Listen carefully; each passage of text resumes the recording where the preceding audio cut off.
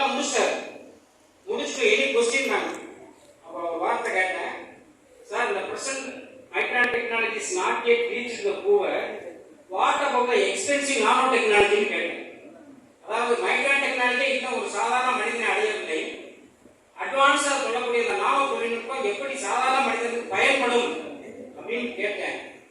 அவர் என்ன தெரியுமா வந்தாரு, நேரம் எனக்கு வந்தாரு. அவர் பதில் சொல்லுங்க, ஆர் யூ ஃப்ரம் இந்தியான்னு கேட்டார். என்ன கேள்வி? Are you from? Sir this is not the answer அப்படின்னு. No please tell me, are you from India? Yes sir. The Indians are only thinking about the people. We people are thinking about money.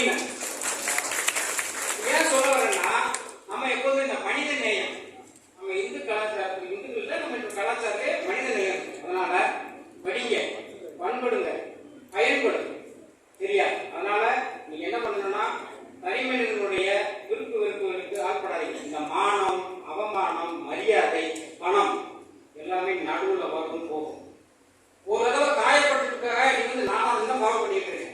ஒருத்தன் உங்களை உதாசீனப்படுத்தினாங்கன்னா காரணம் கண்டுபிடிச்சிட்டு அமைதியே இருக்கு.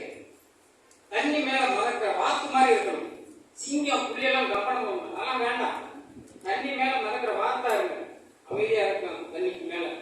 ஆனா கீழே என்ன பண்ணலாம், இந்த ரெண்டு காலையும் வீடியோ பாருங்க, அவ்வளவு வேகம் அடிச்சுட்டு. அப்ப உங்க வாழ்க்கையில அவமானம், மானம், மரியாதை, உதாசீனம் எல்லாமே இருக்கும். பணம் இருந்தா ஒரு பேச்சு, பணம் இல்லைன்னா ஒரு பேச்சுலாம் இருக்கும். எல்லாமே உள்வாங்கு, உரமாக்கு, நல்ல மரத்தை வை, முயற்சி செய், மரமா வளரும். அதனால நான் வந்து உங்களுக்கு கேட்கறது எல்லாமே, தயவு செய்து அப்பா அம்மாவுடைய சூழ்நிலையை யோசிக்காது. உனக்கு எல்லாருக்கும் வந்து ஒரே மாதிரி வேலை வேலை கிடைக்காம இருக்கலாம், திறவாலை இல்லாம இருக்கலாம். ஆனா வாய்ப்புகள் அனைவருக்கும் ஒன்னாங்க, அதை மட்டும் மறந்துடாது. உலகம் பூரா வாய்ப்புகள் கொட்டி கிடக்கு, ஆனா அதை நீ வெட்டி எடுக்கணும். நீ அதுக்கு உன்னே நீ தயார்படும்.